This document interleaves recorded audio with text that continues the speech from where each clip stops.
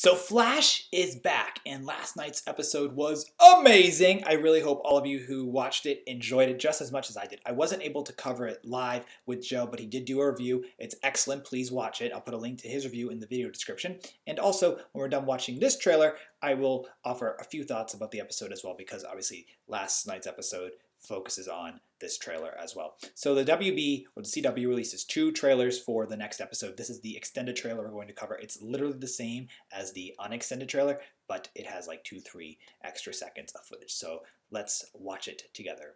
1, 2, 3, go. I made a big mistake.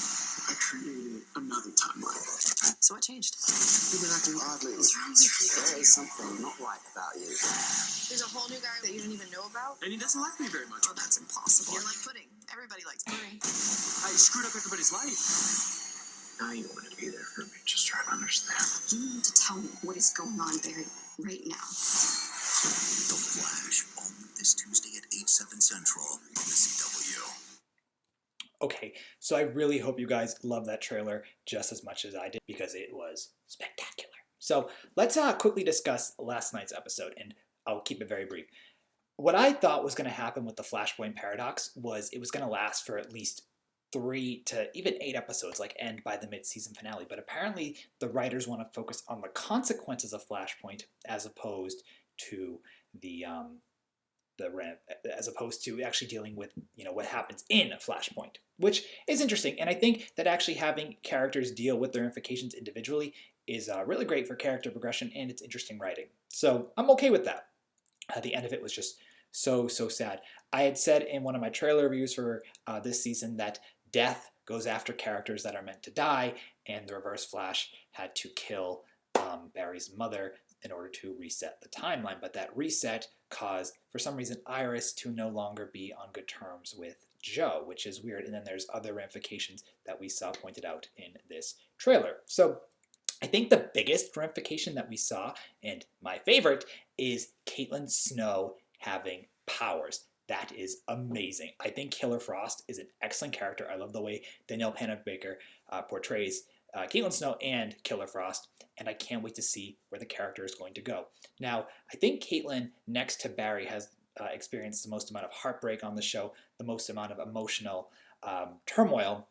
So I kind of understand why her character would become icy. But what I hope happens here, instead of her becoming a villain, because her being a villain would just ruin the character. She did great as a villain in the alternate world, but the Caitlin we know should not be a villain. So what I hope happens here is her loss, her prior experiences are able to essentially fuel the fire of the ice and allow her to fight alongside the Flash. Now, we also got to see Tom Felton for the first time, which was very exciting. I'm really looking forward to seeing his role. It looks like he's going to be working with Barry, and he doesn't know that Barry's the Flash yet, but I'm assuming because everyone in the Flash knows Barry is the Flash, he will find out quite soon. I'm actually really curious to get more of Tom Felton's role, and I think next week is when we're going to see it. Now, next week's episode is titled Paradox. The episode that aired this week was titled Flashpoint, so it's essentially concluding one story in part, because we still have so many other ramifications to go with. Another big issue we saw here was Cisco. Now, Cisco, it looks like he's become an addict to either alcohol or drugs due to, again, Barry's messing with the timeline. And that's interesting because, in the alternate world, he's a millionaire. In the other world, or the original timeline, he's happy. He's a scientist. He's happy-go-lucky, and this is a big thing. So I'm really wondering how his character is going to move. It'll be quite interesting. Felicity was here, so I like Felicity. I'm a fan of Felicity Smoke, and she said to Barry, you're like pudding. Everyone likes you, and I like pudding. Pudding's good.